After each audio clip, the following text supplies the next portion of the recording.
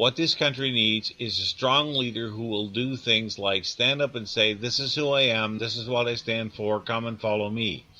And then start marching in that direction. And people, just like, Reagan proved it, Thatcher proved it, Churchill proved it, you name them, Pope John Paul proved it. It's, if you are true to your principles, you're not going to be right 100% of the time. Nobody's right 100% of the time, not even me. So you're going to have to accept the fact that the person you're following is sometimes going to make a mistake. But guess what? Nobody goes through life without making mistakes, so get over it. As long as it's not starting a major world war, don't worry about it. You'll live through it. So there isn't anybody on the public stage that I can see, and I'm hoping they're just in the wings waiting to make an appearance, who can step out and be that kind of charismatic leader. And I want to talk, the best example in recent memory has to be Ronald Reagan.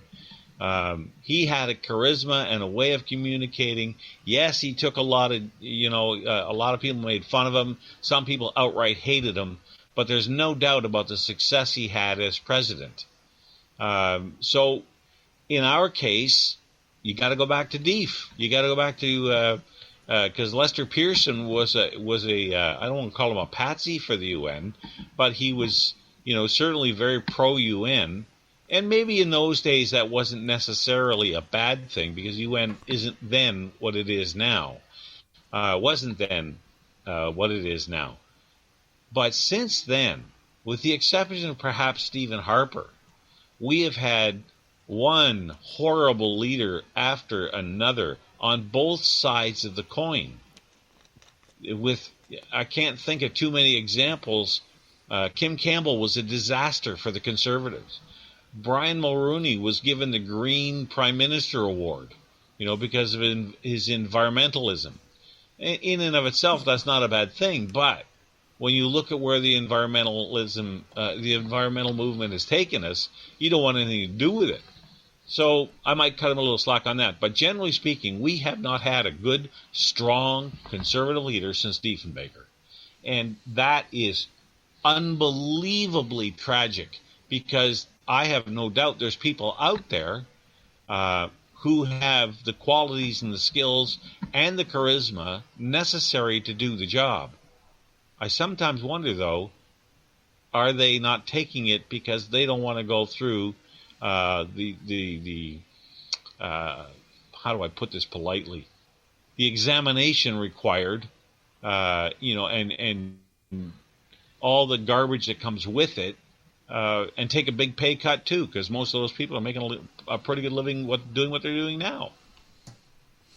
Well, Brian Mulroney's environmental policy really stemmed from the acid rain crisis that was a real problem, and it was a problem that we solved bilaterally with the American government through some regulatory changes. There was something that had to be done about that at the time, but we weren't talking at that time seriously about global warming. There was talk about climate change and global warming at that time, but not much. By the way, which is why I always say, if the sea levels are going to rise dramatically, they should have started, 25 and 30 years ago, because this whole idea about cataclysmic climate change that's being caused by human activity, or even if it's not being caused by human activity, the idea that the polar ice caps are going to melt and, the sea levels are going to rise by 160 meters or whatever that you hear, that kind of apocalyptic stuff going on or being said out there, is not new. It's actually been predicted now for literally decades, Nick. And all you have to do is look around. If you've followed the whole policy debate as closely and for as long as I have, you really start to understand how problematic all of these predictions are, how unrealistic all of these predictions are. But enough about Brian Mulroney. Look, it doesn't take a particular amount of charisma, Nick. It just takes the courage to speak the truth, and not simply be a follower of public opinion. And for those of you out there who are going to respond to me and say, well, Joseph, you have to follow public opinion to get elected. I'm telling you, no, no, no, no, no. Politicians create public opinion. They set public opinion. They don't follow public opinion. Okay, I know the media says this, and I know it's become almost like a third rail or in Canadian politics. It's almost like the 11th commandment: "Thou shalt not go against public opinion." I'm telling you, Nick, that if you want to shape public opinion as a public figure, then you state your position, you argue it strongly, and people will follow. You may not win elections on it. From time to time, you're going to lose elections. That's the nature of democracy. So, but I want to get back to this whole thing about this 61 or 62 or 69 cents a liter, gas tax. I mean, what is?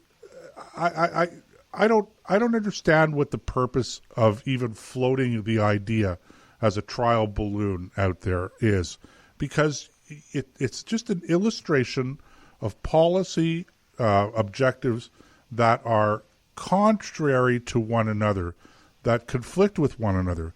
And so again, if your policy is that you want to reduce CO2 emissions, let's say, okay, if that's your policy, and you're trying to do it through taxes, well, first of all, as I said, people are going to continue to use their cars if you're not going to ban fossil fuel use, okay?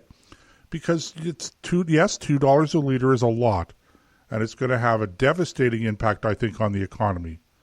But somehow or other, people are going to find a way to make ends meet, to get by, and so you'll have a reduction in CO2 emissions, but you won't eliminate CO2 emissions, okay?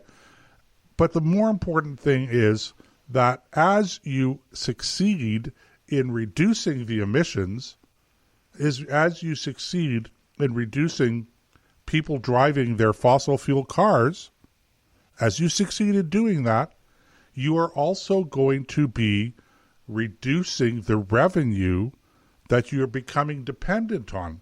So somehow or other you're going to have to replace that revenue, because it's not going to come from people driving their cars if, in fact, you succeed in discouraging people from driving their cars. And it's mind-boggling that people can't get that, okay? So, the number one problem we have right now in this country, and we're not talking about it seriously enough because everybody is so focused on this COVID pandemic, etc., but our number one problem, ladies and gentlemen, is money. It's fiscal. Okay, we are on the edge of a precipice when it comes to our public finances. That's our number one problem. And, you can't print the money. And you can't keep on borrowing the money and running up the public debt. It's just not going to happen. And at some point in time, there's going to be a real downturn in the economy. And we actually largely dodged that bullet, Nick, to a degree. But there's going to be a sustained downturn in the economy. And watch out. There is a financial, fiscal tsunami out there building. And if we're not prepared to deal with it, if we're not prepared to take measures to put it off or to prevent it, then watch out, ladies and gentlemen, because that's the real threat right now to our country. Yeah, and tragically, that's been that way for quite a while. The debt just keeps growing and growing and growing, and now they've lifted it to $1.45 trillion. Sooner or later, the people who lend you the money on a promise to pay it back on future tax revenues are going to say, you know what?